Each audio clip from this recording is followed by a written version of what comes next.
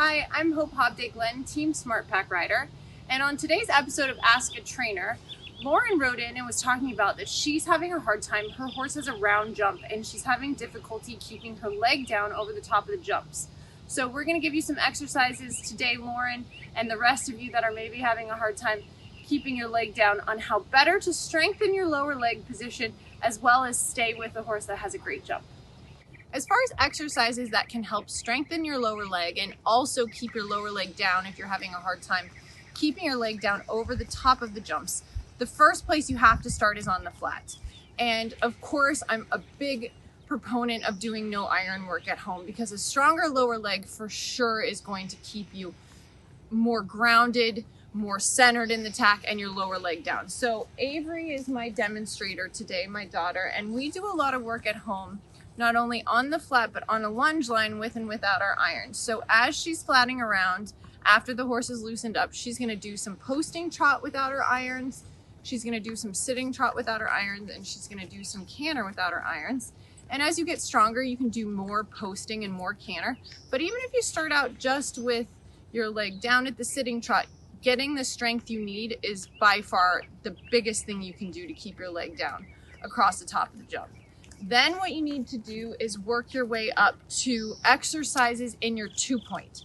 So for me, she's gonna do exercises at home without her irons, but then what I'm gonna work on next for her or my other students is to do lots of 2-points. So Avery's gonna show you 2-point at the trot, and then she's going to do transitions in her 2-point. So she needs to go from 2-point at the trot to 2-point at the canter without sitting.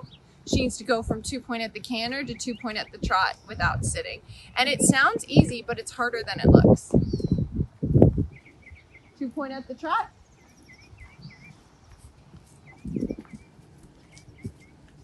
And then watch her lower leg. It stays in the same position, and she's gonna have to use something other than her seat to get the horse to canter. So she's gonna use her voice as an aid and her lower leg.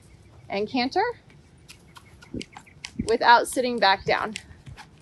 And the leg is at a perfect position. Her toes are out a little bit for me, but her leg needs to be right next to the girth, especially the inside leg, and the outside leg stays just slightly behind the girth. For this video, we're doing it on a circle, but clearly you can do it out using the whole ring. As she comes through the turn, she's gonna go from canter to trot without sitting, using her voice, stretching her outside shoulder back.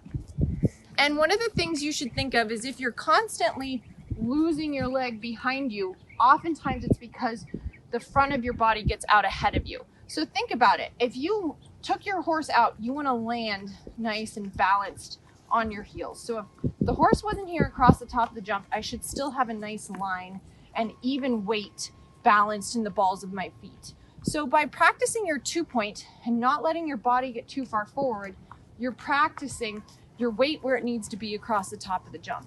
And honestly, most of the problems that happen over the jumps, even a horse with a round jump, can be fixed on the flat.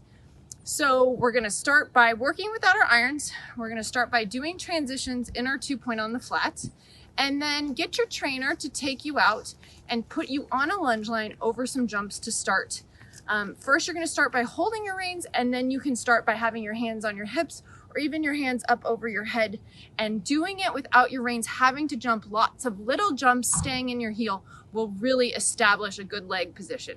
So bringing your upper body up without opening your hip angle, keeping your hip angle closed, keeping your shoulders up and your leg down, okay, while we do these exercises. So let me get the lunge line. Good, so now we've been working on the lunge line a bit, Avery and I, at this point in the lesson. And we've evolved to the fact that now she can jump a little cavaletti with her hands on her hips without the use of the reins. So of course, this isn't how we start. We start with our hands on the reins and then work up to the point of jumping with our hands on our hips.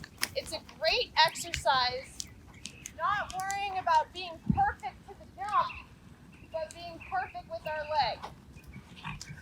Great. And you can also evolve to bring your hands up above your head. So let's bring your hands up, locking at the top.